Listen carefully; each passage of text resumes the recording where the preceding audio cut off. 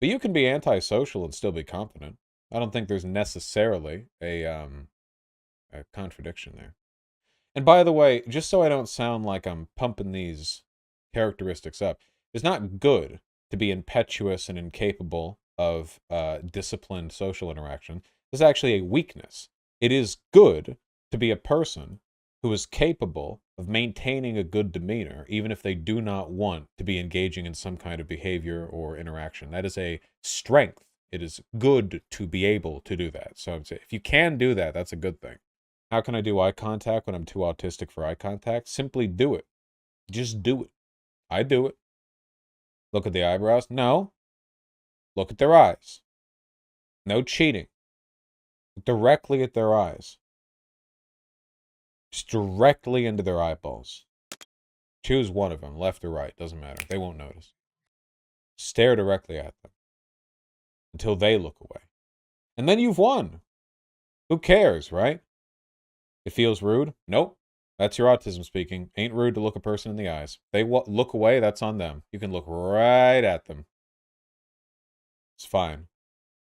Ain't a problem. They look away, that's on them. They're uncomfortable, that's on them. Look in the eyes. Get them fucking right in the eyeballs. Don't stare at them, chat. Stare at them. Never stop staring. Don't look away, not even for a second. Yeah, sorry. Tempest, you wish it was a bit. Tempest says, I have a hard time explaining to people just how eccentric you are. Sometimes I think people think it's a bit lol. Well, you know, good for being a streamer. The chat gets it right there. Proper social interaction. Your autism used to be worse than it is? In ways. You learn. What if I'm uncomfortable and need a break? Uncomfortable what? You're looking at the eyes. Okay. Not going to get hurt. Just looking at the eyes. No big. Here, look, we can practice. Why are you uncomfortable, chat? It's just my eyes. I don't know why you would look at my eyes and think, oh, there's something especially intimate or special about... No, it's just eye contact. It's just a basic feature of speaking to people, that you look at them. You don't always have to look directly into their eyes. But the fact that a lot of people can't even handle having other eyes on them, I mean, what do you want other people to look at their feet? Be some kind of foot fetishist? You want them to look at your toes? What's wrong with you? How do I choose which eye to look at? Flip a coin in your head. How do I get interested in somebody sexually? I blew it with a woman I might have lost my virginity to because she was sitting on my bed and everything and I panicked. What do you mean interested in? You mean like into it all, or you mean keeping hard? I have no idea what you mean. Either way, I don't think I can give you advice. Ever stayed up for more than 2 days? No, I don't think I can. I don't think I'm capable of that, barring some like exceptional set of circumstances. What about advice for people with panic anxiety disorders in social situations? I think I've talked about this before, but if you ever want to avoid panic attacks and deal with anxiety, the thing that you have to learn to do is recognize and address your discomfort before it becomes overwhelming. So if you're in a big social situation or things are too loud or whatever, what's happening in your brain is that you have a tolerance for a bunch of external factors like noise, discomfort, and the noise and discomfort will rise and rise. Your tolerance will fall and fall, you know. And what a lot of people do is they don't deal with it until after it's reached an intolerable point, you know? And at that point, you know, you're not fucked, but you're in a difficult position. But if you're ever like, you need to have the self-awareness, you know, sitting down thinking, is the noise too much for me? Is this too much for me? And if so, take a break, you know? You can do that sitting where you are with the right mind state. But, you know, if you're at a social thing and you want to say like, you know, hey, I'll be back in 1 minute. Just go, go to the bathroom and wash your face or something. If you can do that, you know, and just address you have to be aware of all the negative feelings in your brain that are escalating. And if you're aware of those, you can react to them before they reach a bad point. The last thing you want to do is feel like you can just willpower your way through it, because that's not how anxiety works. You know, you can't willpower your way through an anxiety attack. I mean, maybe you can. I don't think that's a reliable process, though. You don't want to power through. You can do that at any time. You can do that when you're having an argument with somebody. If you're in class or at work, you know, you can do something. Anxiety is irrational. Willpower doesn't affect it. Willpower can affect anything, but yeah, anxiety is not a surefire recipient of that effect. It's a very, very, very you know, tangential thing. Do you have anxiety? I do horribly, but I persevere. I get existential anxiety. I don't get the kind of anxiety that you people get. How do you not get emotional in arguments? I do. I have lots of emotions during arguments. Guys, that was a joke. That was joking derision. Come on, with the flamboyant hand flip. Come on, the gay hand. I mean, you know, you were doing the expression from Disco Elysium without the glasses. No, that wasn't the expression. I can do the expression. Now, Comcat, when I say just get it over with the virginity, I don't mean like rush into it. I just mean that don't imagine losing your virginity as some kind of exceptional event or whatever, you know? You know, the first time you have sex is going to be one of the worst times you have sex. It's not a big deal the first time you have sex, you know? Maybe like that doesn't mean you should just like do whatever, like throw the dice at the wall, you know, who cares? It's just like it's not that big of a deal. It's fine. It's really it's fine, you know? It's you know, it's fine. Just treat it like any other physical activity, you know? Like imagine okay. Imagine that you've got okay. All right. Imagine that you're at a summer retreat. It's high school. It's a nice high school. So you have a summer retreat during the summer. Okay? And you're 16. There's lots of cute students around, you know? Lots of awkward boys and girls and NBs these days, whatever, you know. And the centerpiece of this summer resort is the volleyball games. It's all about it at the camp, you know. You're going to learn to play volleyball. You're going to play with teams. You're going to play against people. You're going to be having a good goddamn time with volleyball. All right. Now, let's say if there is a girl on your team, and it's mixed, you know, men and women volleyball, whatever it is. There's a girl on your team, you think she's cute, you know. You really want to do good playing volleyball with her, right? You want to impress her, you know. But you're going to be here all summer. Your first volleyball game, what is it, threes? Volleyball is threes, right? 2 teams of 3, correct? Right? It's sixes? Oh, so 2 teams of 6. Okay, wow. No, okay, yeah, sure. Well, let's just say for the contrivance here. You know what? Forget volleyball. Tennis. A one-on-one tennis, not doubles. Okay, one-on-one tennis, you know.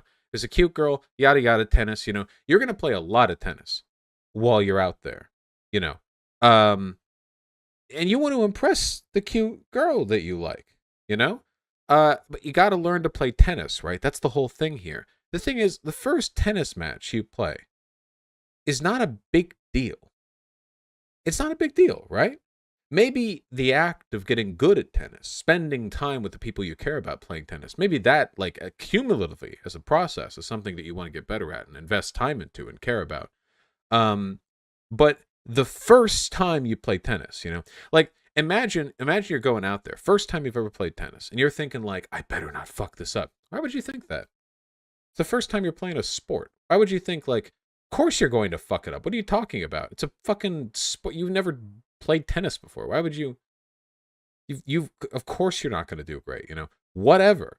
You know, but if you freak out about it, imagine freaking out about it, right? Like, imagine being at that summer resort and somebody does kind of like bad at their tennis match, the first one they've ever done, you know, and they're like, "What the fuck?" and they like throw their racket on the ground, like really upset.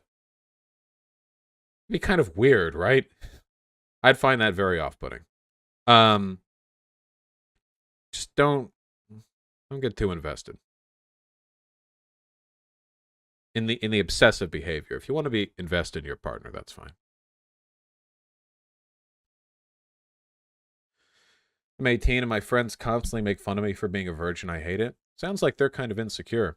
You know, all the people back in high school who made the most virgin jokes were the people getting laid the least, in my opinion. You know, they want to turn the eyes away from them. I think that's mean. If it's bothering you, you should tell them that. If they don't stop, then you should find new friends. Good friends will always stop making fun of something you're insecure about if you ask them. It should not be a difficult ask.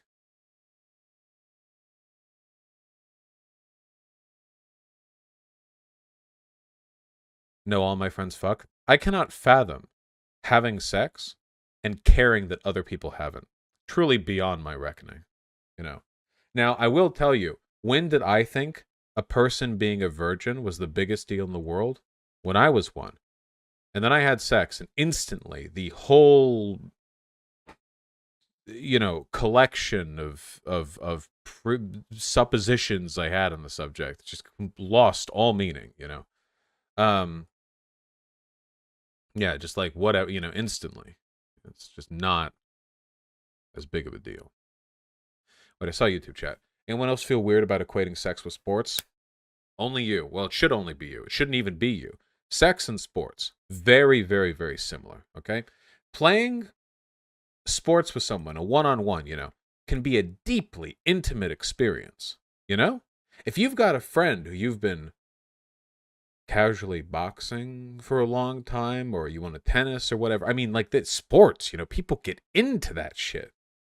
And it's an athletic activity, as sex is too. And you can be good or bad at sex the way you can be good or bad at a sport. I think it's a wonderful analogy. You know, get your mind in the game. You very concerned about, you know, being good at sex, whatever, then get some practice, you know, not a big deal. I've heard porn stars describe sex as exercise. Well, sex is literally exercise. More so for porn stars than most people. Because they're doing all kinds of wacky shit. Make the same analogy, but it's a Yu-Gi-Oh! Duel. True. Sorry, Giga Jew. You're in a position I'm not in. I don't really know what the solution to that would be. You've had sex with 700 plus women and had only 3 or so relationships. As soon as I fuck, I want to bounce immediately.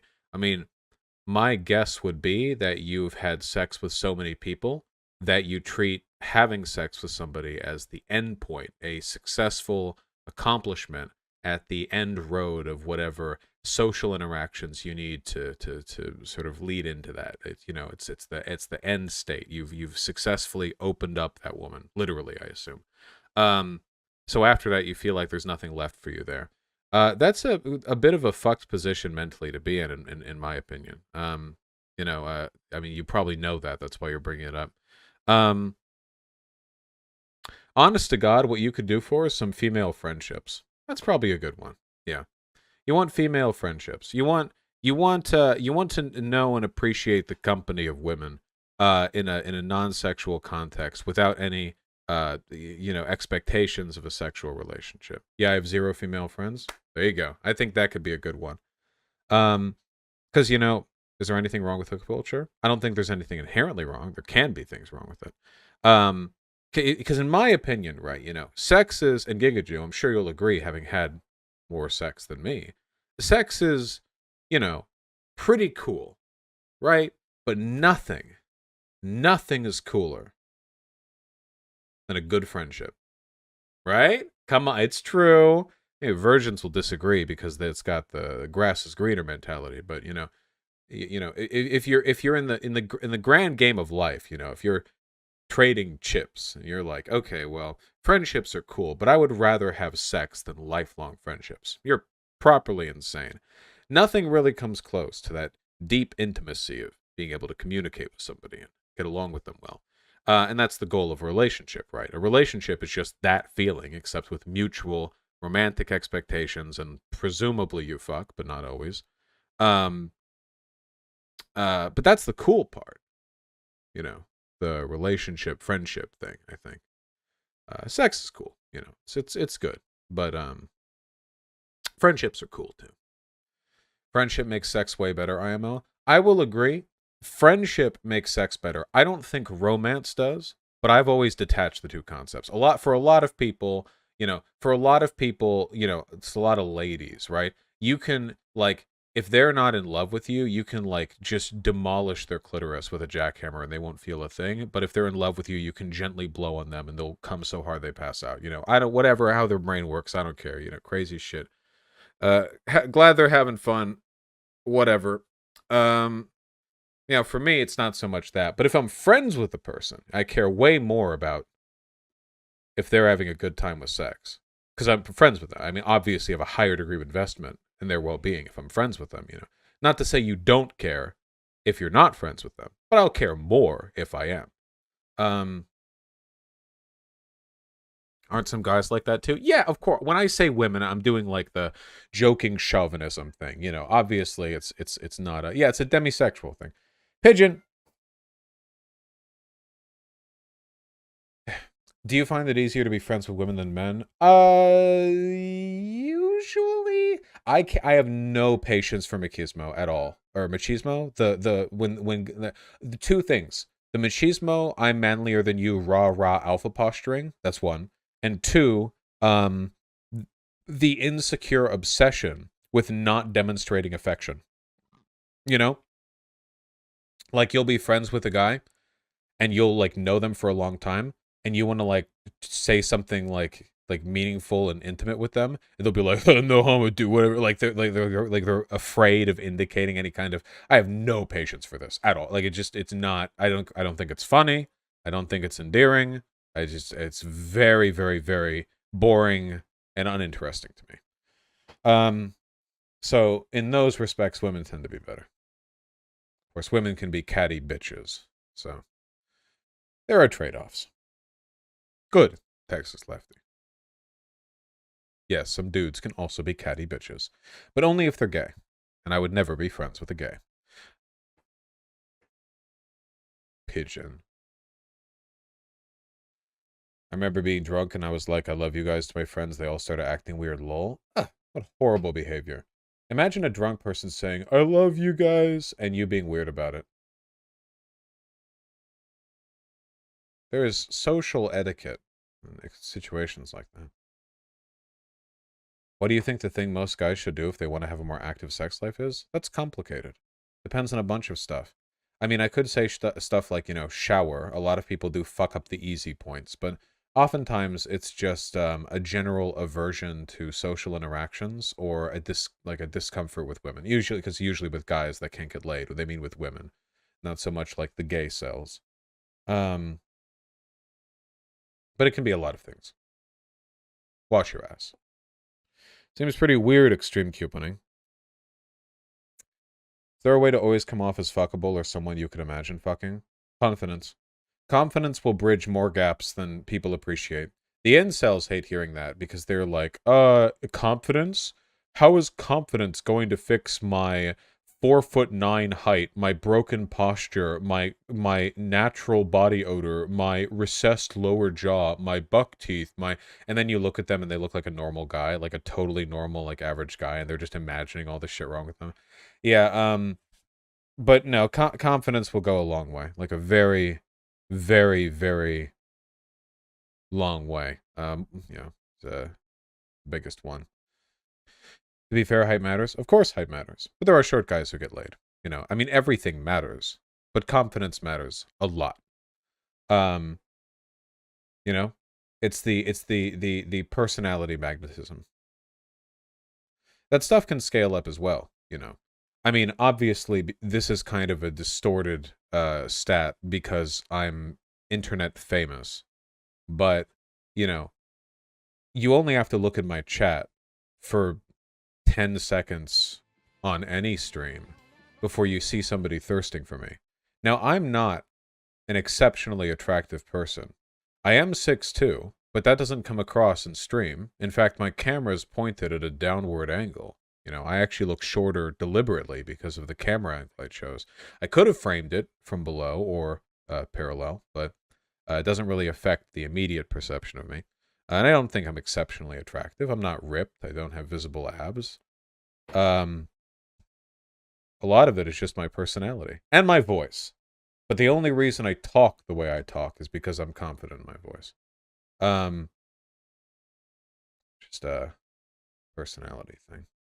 Bullshit, you're super attractive. Scramble, if you took a picture of me from one of my live streams, like a screenshot, you'd never heard of me, you just see a screenshot, and it got attached to a YouTube thumbnail with a quartering tier title, like Star Wars Woke Media, Black Lives Matter, Jedi, SJW, you know what you would call me? You would call me a thick glasses framed neckbeard loser. And I would look like one in your mind. I wouldn't look as bad as the quartering, but I still would not look particularly good. You would associate me with a bunch of negative archetypes you have. And by the way, you know how I know this? Look at the way fascists and tankies talk about me. They talk about me like I look physically repulsive. Caleb Maupin literally calls me Jabba the Vaush, despite, in my humble opinion, being less attractive than me. You know, he attacks my appearance, which is interesting. The whole Fat Ian stuff. You know why? In their minds, I am genuinely unattractive because they associate me with negative political attributes. Political and social attributes. A lot of it's just where we put in which boxes do we put people? Now, the fact that I'm confident and the fact that you agree with me politically, I assume, means that you are very charitably disposed towards me. Now, the political thing is subjective. Depending on your politics, that'll lean one way or the other. But confidence is a universally effective way of getting people to think more positively of your appearance. It works on you all with me, and it works on me with other people. Because I have seen two people, both of whom, before I talk with them, look about the same in attractiveness. And one of them, the radiant personality. The other, not so much. And the difference is massive. Confidence is critical with men, women, whatever. Very important. It's incredibly powerful. Isn't there a thin line between confidence and narcissism? I don't think they're related. Well, no, I don't think they're related. Narcissistic people are actually very insecure. They're actually inversely related, if anything. I think narcissism correlates with a bunch of stuff, but not confidence. You know, there's maybe an aesthetic. You'll have like Donald Trump types where there's like a projection of that aesthetic, but you can see past it pretty easily. You know, obviously, I do not think that confidence and arrogance are even related. People think they are, but I don't think they are, you know, because arrogance has to do with one's assessment of your own ability, right? If a person is arrogant, they think more of what they are than is warranted, right? It can be a misjudgment of their skill, you know, their status, something like that. But you don't think Donald Trump is confident? I'd be confident if I had more $1 billion. No, you wouldn't. Being wealthier does not make you one iota more confident. Trust me. Anyway, trust me on that, okay? But confidence, I think confidence at the end of the day is just about a strong, resolute belief in the validity of yourself, like as an entity, you know? Do I deserve to be here? Do I deserve to speak? Do people want to hear me, you know? I don't think that overlaps with arrogance necessarily. I just think it's like is my presence valid? Should, you know, is it warranted? Ought I be here? But even if you're very sure of that, that's not arrogance, right? If you're extremely confident, I don't think that necessarily means you're arrogant. I just think that means you're confident, you know? And I think it's a good thing. I think confidence is always a good thing. Arrogance is a bad thing, but I don't think there's like a blurry line where you cross over and, you know. That makes sense.